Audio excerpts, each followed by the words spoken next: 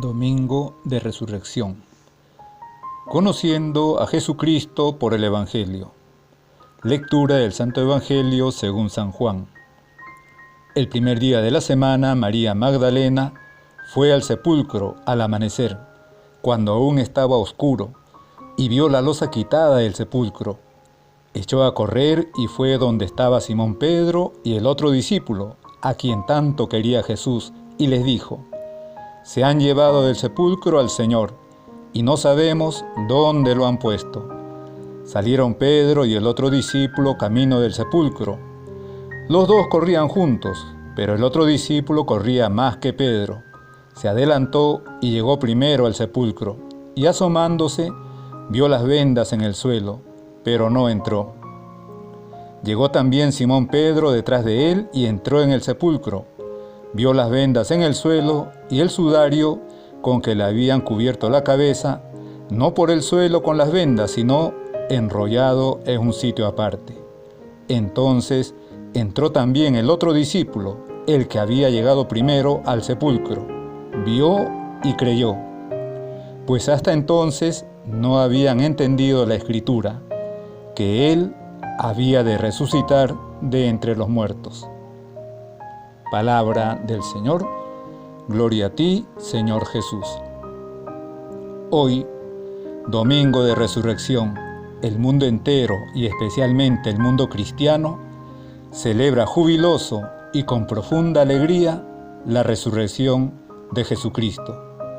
Nuestro Señor ha vencido a la muerte eterna y al pecado, ha liberado al hombre de esa sumisión, lo ha reconciliado con Dios, le ha devuelto la condición de Hijo de Dios, lo ha hecho heredero de la vida eterna. Con su resurrección, Cristo ha confirmado su condición divina, sus palabras, sus milagros.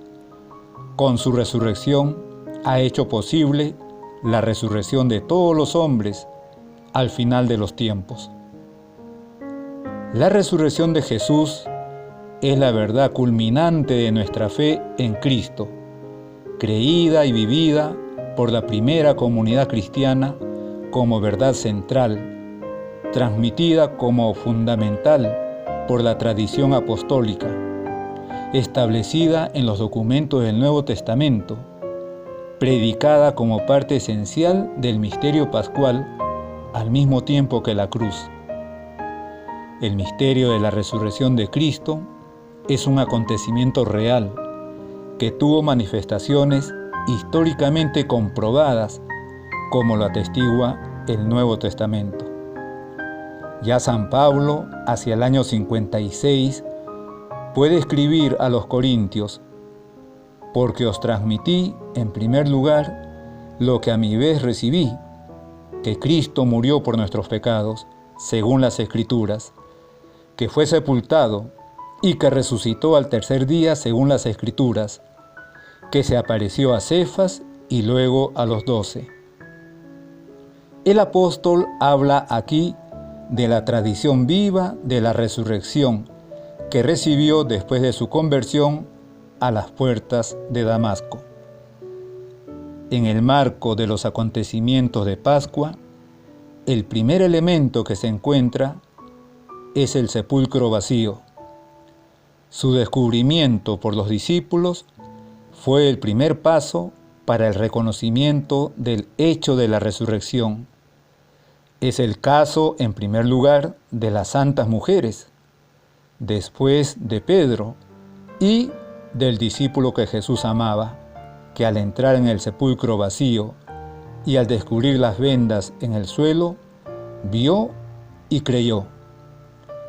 María Magdalena y las santas mujeres que venían de embalsamar el cuerpo de Jesús, enterrado, aprisa en la tarde del Viernes Santo, por la llegada del sábado, fueron las primeras en encontrar al resucitado. Así, las mujeres fueron las primeras mensajeras de la resurrección de Cristo, incluso para los propios apóstoles. Jesús se apareció enseguida a ellos, primero a Pedro, después a los 12. Pedro, llamado a confirmar en la fe a sus hermanos, ve por tanto al resucitado antes que los demás, y sobre su testimonio es sobre el que la comunidad exclama: es verdad, el Señor ha resucitado y se ha aparecido a Simón. Como testigos del resucitado, los apóstoles son las piedras de fundación de su iglesia. La fe de la primera comunidad de creyentes se funda en el testimonio de hombres concretos, conocidos de los cristianos, y para la mayoría, viviendo entre ellos todavía. Estos testigos de la resurrección de Cristo son ante todo Pedro y los 12, pero no solamente ellos. Pablo habla claramente de más de 500 personas a las que se apareció Jesús en una sola vez, además de Santiago y de todos los apóstoles. La resurrección de Cristo no fue un retorno a la vida terrena, como en el caso de las resurrecciones que él había realizado antes de Pascua. La hija de Jairo, el joven de Naín, Lázaro. Estos hechos eran acontecimientos milagrosos, pero las personas afectadas por el milagro volvían a tener, por el poder de Jesús, una vida terrena ordinaria. En cierto momento volverán a morir. La resurrección de Cristo es esencialmente diferente. En su cuerpo resucitado, pasa del estado de muerte a otra vida más allá del tiempo y del espacio. En la resurrección, el cuerpo de Jesús se llena del Espíritu Santo, participa de la vida divina en el estado de su gloria, tanto que San Pablo puede decir de Cristo que es el hombre celestial. La resurrección de Cristo es objeto de fe en cuanto es una intervención trascendente de Dios mismo en la creación y en la historia. En ella, las tres personas divinas actúan juntas a la vez y manifiestan su propia originalidad. Se realiza por el poder del Padre que ha resucitado a Cristo, su Hijo, y de este modo ha introducido de manera perfecta su humanidad con su cuerpo en la Trinidad. Jesús se revela definitivamente Hijo de Dios con poder, según el Espíritu de Santidad, por su resurrección de entre los muertos. San Pablo insiste en la manifestación del poder de Dios por la acción del Espíritu, que ha vivificado la humanidad muerta de Jesús y la ha llamado al estado glorioso de Señor. Respecto al sentido y alcance salvífico de la resurrección, decimos con San Pablo: si no resucitó Cristo, vana es nuestra predicación, vana también vuestra fe. La resurrección constituye, ante todo, la confirmación de todo lo que Cristo hizo y enseñó. Todas las verdades, incluso las más inaccesibles al espíritu humano, encuentran su justificación si Cristo, al resucitar, ha dado la prueba definitiva de su autoridad divina, según lo había prometido. La resurrección de Cristo es cumplimiento de las promesas del Antiguo Testamento y del mismo Jesús durante su vida terrenal. La verdad de la divinidad de Jesús es confirmada por su resurrección. La resurrección del crucificado demostró que verdaderamente Él era el Hijo de Dios y Dios mismo.